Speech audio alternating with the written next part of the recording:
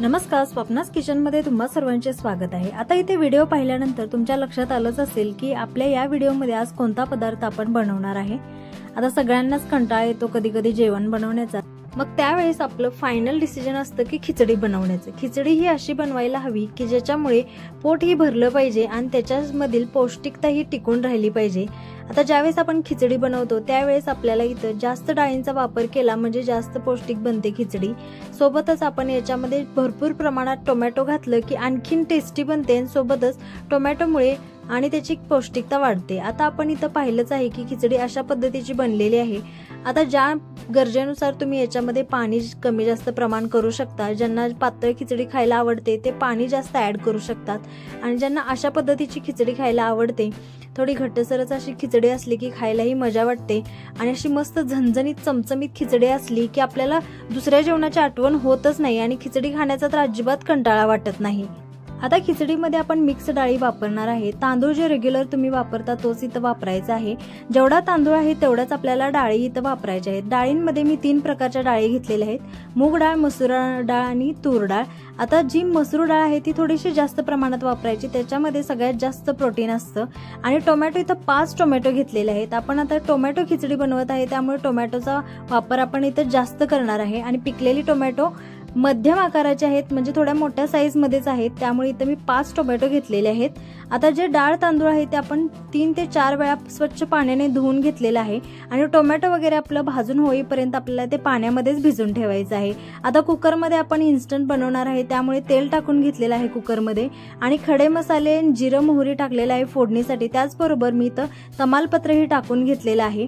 खडे मसाले भाजून झाल्यानंतर याच्यामध्ये बारीक चिरून घेतलेला टोमॅटो आपल्याला टाकून घ्यायचा आहे। टोमॅटो तेल सुटेपर्यंत भाजून घ्यायचा।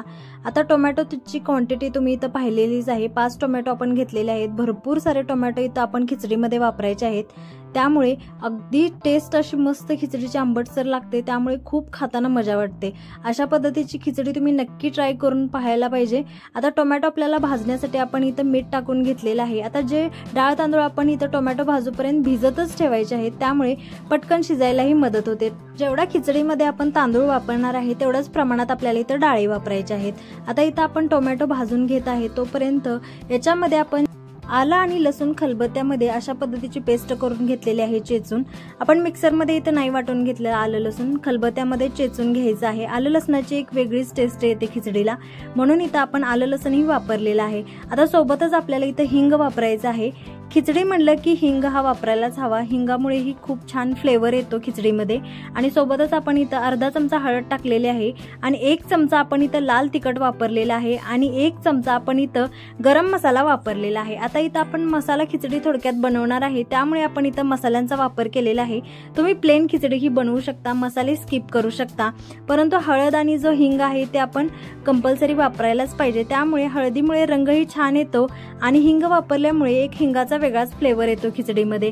आता टोमॅटो आणि मसाले आपले परतून झाले की नंतर याच्यामध्ये आपण जे भिजत ठेवलेले डाळ तांदूळ आहे ते मिक्स करून घ्यायचे। आता पाण्याची क्वांटिटी तुम्ही तुमच्या गरजेनुसार प्रमाण कमी जास्त करू शकता, परंतु खिचडी बनवण्यासाठी ज्यावेळेस आपण 1 वाटी डाळ तांदूळ मिक्स असे 1 वाटी घेतो त्याच्या 4 वाटी पाणी वापरण्याची गरज आहे, त्यामुळेच परफेक्ट अशी खिचडी बनवून तयार होते।